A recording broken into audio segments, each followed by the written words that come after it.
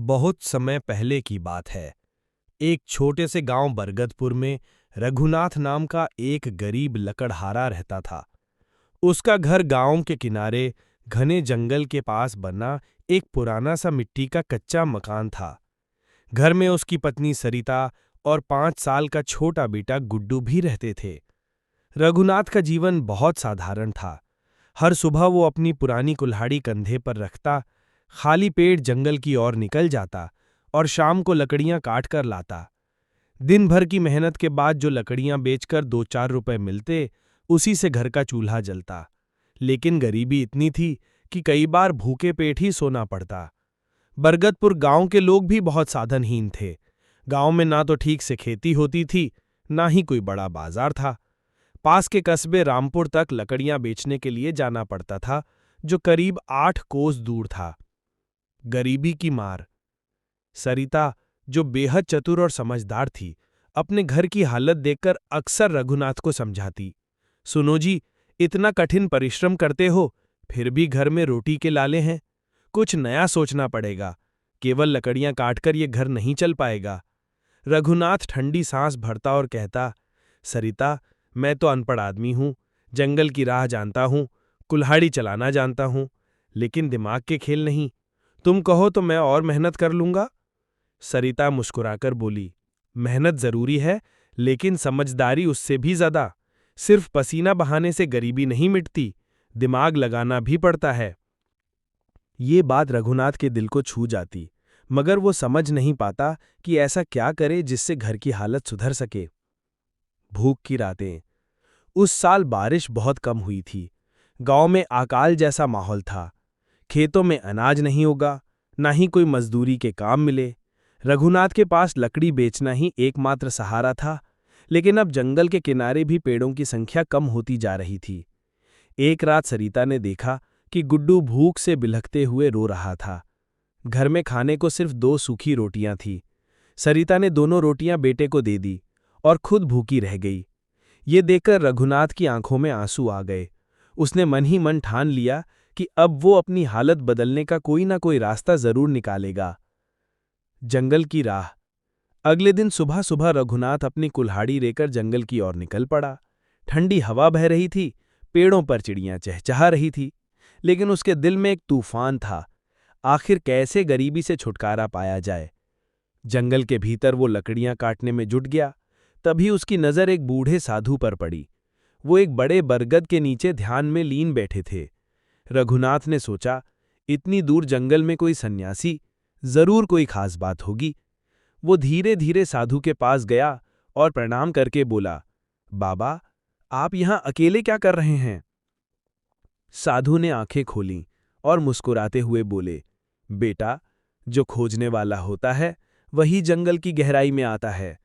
बताओ, तुम्हारे मन में क्या चिंता है? रघुनाथ ने अपनी सारी परेशानी साधु को बता दी।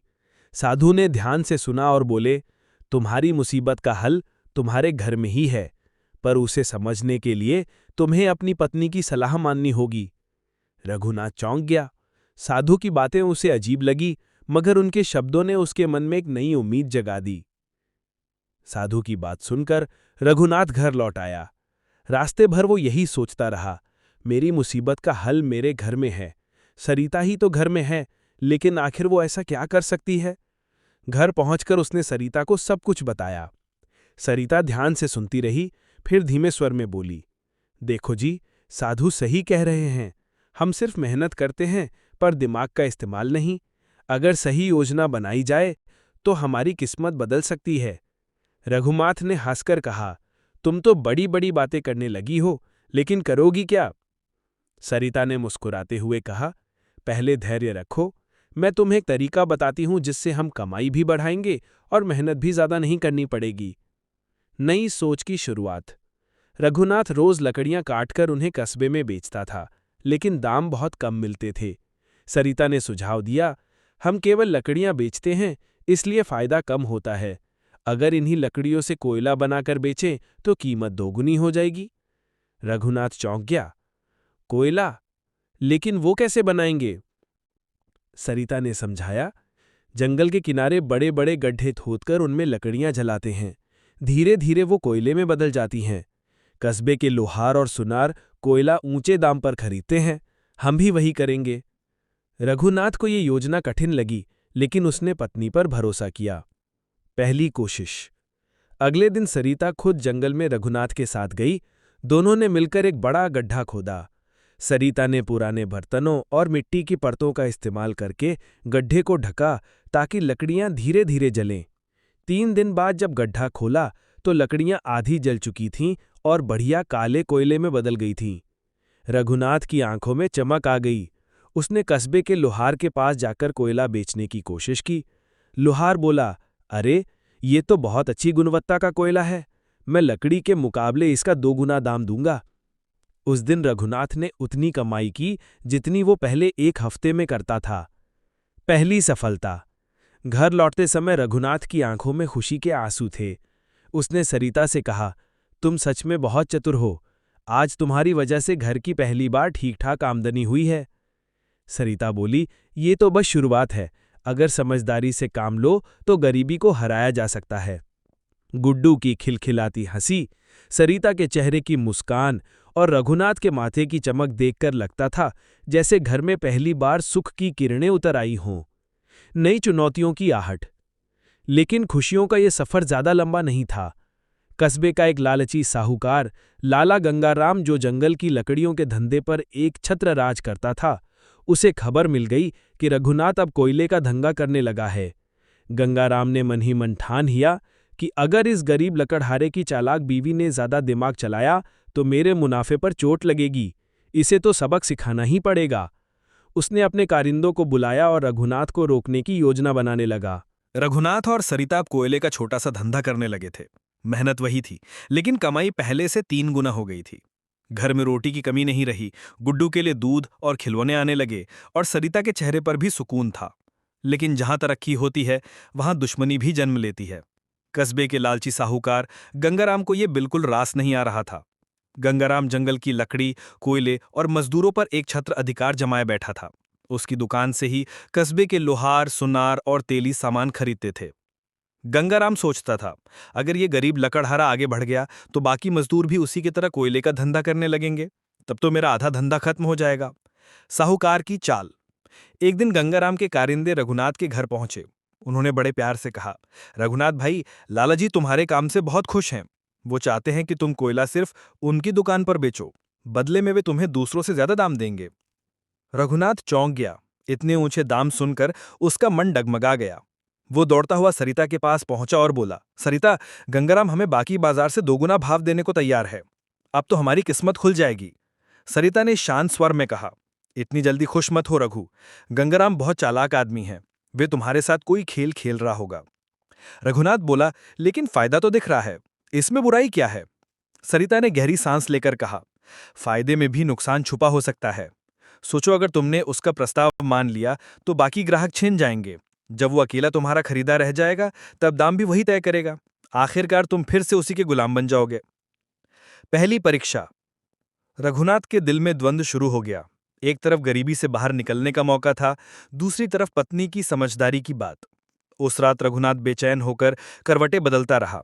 सरिता ने उसका हाथ पकड़कर कहा, रघु, याद रखो, लालच कभी भी स्थायी सुख नहीं देता।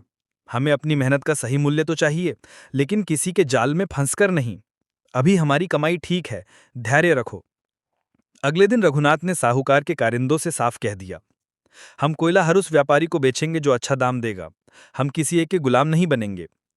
ये सुनकर गंगाराम के कारिंदों के चेहरे उतर गए। साजिश का बीज। जब गंगाराम को खबर मिली कि रघुनाथ ने उसका प्रस्ताव ठुकरा दिया तो वो आग बबूला हो गया। उसने अपने कारिंदों से कहा, ठीक है, इस लकड़हारे की चतुर बीवी को अब दिखाना पड़ेगा कि गंगाराम से टकराने का नतीजा क्या होता है। अगर ये नहीं माने तो मैं ऐसा खेल खेलूंगा कि ये कोयले का धंधा ही बंद कर देंगे। गंगाराम ने रघुनाथ की जिंदगी बर्बाद करने की गुप्त योजना बनानी शुरू कर दी। संघर्ष की नई सुबह। कुछ ही दिनों बाद गांव में अफवाह फैलने लगी कि जंगल में एक अनोखा पेड़ है जिसकी लकड़ी सोने जैसी कीमती है। ये खबर सुनकर गांव के कई लोग उस पेड़ की तलाश में निकल पड़े। रघुनाथ के कानों में भी ये बात पड़ी। उसके मन में भी लालच जागा। उसने सरिता से कहा, सरिता, सोचो, अगर हमें वो पेड़ मिल जाए तो हमारी जिंदगी बदल सकती है।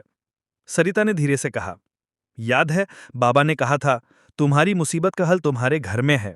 अपनी मेहनत और दिमाग पर भरोसा करो, शॉर्टकट पर नहीं। लेकिन रघुनाथ का मन फिर भी डगमगाने लगा। गांव भर में चर्चा थी कि जंगल के बीचों बीच एक अनोखा पेड़ है।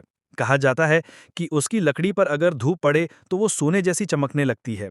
अफवाह ये भी थी कि जो इस पेड़ की लकड़ी काट लेगा उसके घर में कभी गरीबी नहीं रहेगी। रघुनाथ के कानों में ये बात पड़ी तो उसके दिल में आशा और लालच की ज्वाला एक साथ भड़क उठी। उसने सरिता से कहा, सरिता, सोचो अगर हमें वो पेड़ मिल जाए तो हमारी किस्मत बदल सकती है।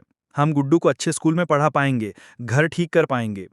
सरिता ने गहरी सांस ली और बोली, रघु, शॉर्टकट का लालच मत करो। ये सब अफवाह भी हो सकती है। मेहनत से ही असली सुख मिलता है। लेकिन रघुनाथ की बेचैनी बढ़ती जा रही थी। गंगाराम की चाल। इस अफवाह के पीछे दरअसल लाला गंगाराम की चाल थी। उसने ही ये खबर फैलवाई थी। उसका मकसद था कि गांव वाले और रघुनाथ उस पेड़ की तलाश में उलझ जाएं ताकि रघुनाथ का कोयले का धंधा चौपट हो जाए। गंगाराम ने अपने कारिंदों से कहा, ऐसा माहौल बनाओ कि वो लकड़हारा उस पेड़ के पीछे भागे। एक बार वो जंगल की गहराई में फंस गया तो बाहर नहीं निकल पाएगा।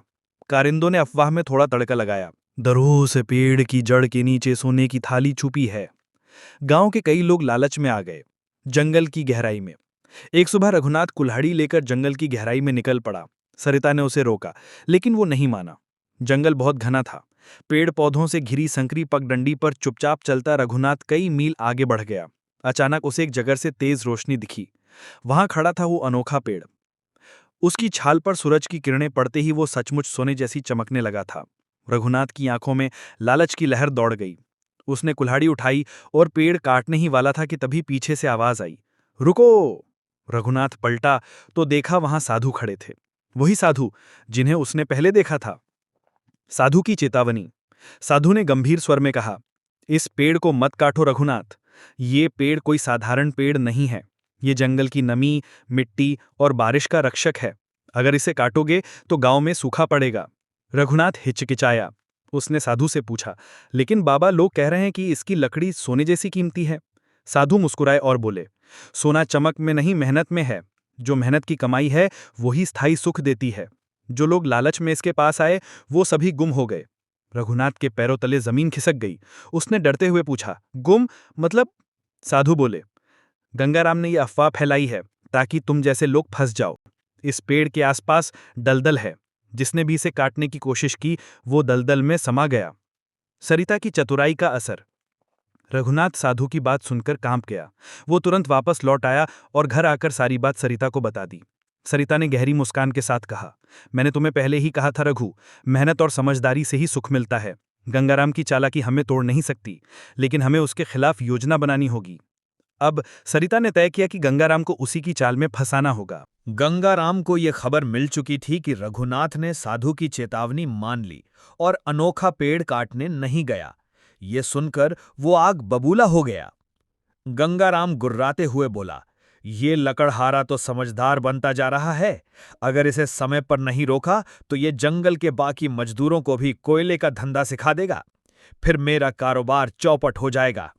उसने अपने कारिंदों को बुलाया और कहा, ऐसा जाल बुनो कि रघुनाथ बर्बाद हो जाए और उसकी चतुर बीवी की अक्ल भी ठिकाने लग जाए।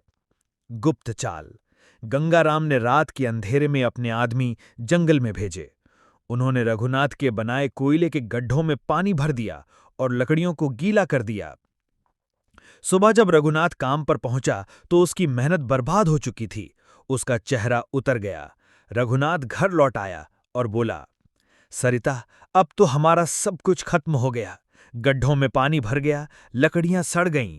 अब हम क्या करेंगे? सरिता ने उसके कंधे पर हाथ रखकर कहा, हिम्मत हारना मत रघु। जब तक दिमाग है तब तक रास्ता है। गंगाराम हमें तोड़ना चाहता है, लेकिन हम उसकी चाल को उसी पर पलट देंगे। सरिता की गुप्त योजना। रात भर सरिता सोचती रही। उसने तय किया कि गंगाराम की लालच को उसके खिलाफ इस्तेमाल करना होगा। अगले दिन वो कस्बे में जाकर गंगाराम की दुकान पर पहुंची। उसने बहुत ही मासूमियत से कहा, लाला जी, सुना है कि जंगल में एक पेड़ है जिसकी लकड़ी सोने जैसी चमकती है। आप इतने बड़े व्यापारी हैं, अगर वो पेड़ आपके पास आ जाए तो आप अमीर से अमीर बन सकते हैं। गंगाराम की आंखों में चमक आ गई। उसने सोचा कि अगर वो पेड़ मेरे हाथ लग जाए तो मैं बरगदपुर का सबसे बड़ा साहूकार बन जाऊंगा। सरिता ने चालाकी से आगे कहा, हमारे पास तो इतनी ताकत नहीं, लेकिन अगर आप चाहें तो मैं रघु को कह दूंगी कि वो आपको उस पेड़ तक ले जाएगा। बस बदले में हमें कुछ नहीं चाहिए, आप ही रखिए उस पेड़ की लकड़ी। गंगाराम मुस्कुरा दिया। उसे जरा भी शक नहीं हुआ कि सरिता फंडा डाल रही है। जाल में फंसा गंगाराम। अगले दिन गंगाराम अपने 3 कारिंदों के साथ जंगल की गहराई में पहुंचा। रघुनाथ भी उनके पीछे पीछे गया, ठीक उसी जगह जहां दलदल था। रघुनाथ ने इशारा किया, लालाजी, वो रहा सोने जैसा पेड़। गंगाराम लालच में अंधा होकर पेड़ के पास बढ़ा। जैसे ही उसने कुल्हाड़ी उठाई, उसका एक पैर दलदल में धंस गया। वो घबराकर चिल्लाया, बचाओ, बचाओ! रघुनाथ और उसके कारिंदों ने बड़ी मुश्किल से उसे बाहर निकाला। गंगाराम का शरीर दलदल की कीचड़ में लथपथ हो गया था। गांव में हंसी का पात्र। गांव में खबर फैल गई कि गंगाराम दलदल में फंस गया था। लोग आपस में हंसते हुए कहने लगे, लालच का यही अंजाम होता है। गंगाराम की इज्जत कस्बे में गिर गई। अब उसे एहसास हो गया कि सरिता ने उसे चालाकी से मात दे दी है। नई मुसीबत की आहट। लेकिन गंगाराम हार मानने वालों में से नहीं था। उसने सोचा, ठीक है, एक बार की चाल में मैं हार गया, लेकिन अब मैं रघुनाथ के खिलाफ बड़ी साजिश रचूंगा। इस बार मैं सीधे राजा के दरबार तक जाऊंगा। गंगाराम अब बुरी तरह अपमानित हो चुका था। दलदल में फंसने की घटना के बाद कस्बे और गांव में उसकी हंसी उड़ाई जा रही थी। वो सोच रहा था, अब मैं इस लकड़हारे को बर्बाद किए बिना चैन से नहीं बैठूंगा। सीधी लड़ाई में जीतना मुश्किल है, अब राजनीति का खेल खेलना होगा। दरबार में शिकायत। बरगदपुर गांव जिस राज्य में था, वहां के राजा वीरेंद्र सिंह न्यायप्रिय और सख्त माने जाते थे। गंगाराम उसी के दरबार में पहुंचा। दरबारियों के सामने वो दांत पीसते हुए बोला, महाराज, जंगल राज्य की संपत्ति है, लेकिन बरगदपुर के रघुनाथ नाम के लकड़हारे ने गांव वालों को उकसाकर वहां गुप्त पेड़ काटने की योजना बनाई है। अगर इस तरह जंगल लुटता रहा तो राज्य को भारी नुकसान होगा। राजा ने भौएं चढ़ाकर कहा, यह बहुत गंभीर अपराध है। अगर ऐसा है तो उस लकड़हारे को तुरंत गिरफ्तार किया जाए। दरबार में ये सुनकर सभी चौंक गए। फरमान जारी। राजा ने सेना के नायक को आदेश दिया कि रघुनाथ और उसके परिवार को दरबार में पेश करो। जांच के दौरान वे गांव नहीं छोड़ सकते। अगर दोषी पाए गए तो सख्त सजा दी जाएगी। ये खबर बिजली की तरह पूरे गांव में फैल गई। लोग डर गए। रघुनाथ हताश होकर घर आया। उसकी आंखों में आंसू थे। सरिता, हम तो निर्दोष हैं, हमने कोई पेड़ नहीं काटा, फिर हमें क्यों सजा मिल रही है? सरिता ने उसका हाथ थामा और दृढ़ स्वर में बोली, रघु, डरने की जरूरत नहीं। जब तक सच हमारे साथ है, कोई हमारा कुछ नहीं बिगाड़ सकता। लेकिन अब हमें गंगाराम के खेल का जवाब उसी की भाषा में देना होगा। सरिता की योजना। सरिता ने राजा के स्वभाव और उनकी न्यायप्रियता पर गहन विचार किया। उसे पता था कि राजा के निर्णय सबूतों पर आधारित होते हैं। सरिता बोली, रघु, हमें सीधे राजा के दरबार में जाकर सच बताना होगा, लेकिन केवल बातें करने से काम नहीं चलेगा। हमें ऐसे सबूत जुटाने होंगे जो गंगाराम की साजिश को साबित कर दें। रघुनाथ घबराते हुए बोला, लेकिन सबूत कहां से लाएंगे? सरिता मुस्कुराई, गंगाराम के ही कारिंदे उसके खिलाफ सबूत देंगे, बस हमें उन्हें समझदारी से अपने पक्ष में करना होगा। गुप्त मुलाकात। अगली रात सरिता गुप्त रूप से गंगाराम के एक पुराने कारिंदे कालीचरण से मिली। कालीचरण ने धीरे से कहा, बहन जी, गंगाराम बहुत नीच इंसान है। वो दलदल की अफवाह भी उसी ने फैलाई थी। मैं गवाही देने को तैयार हूं, लेकिन मुझे अपनी सुरक्षा चाहिए। सरिता ने वादा किया, तुम्हें कुछ नहीं होगा। अगर तुम दरबार में सच कहोगे तो राजा खुद तुम्हें सुरक्षा देंगे।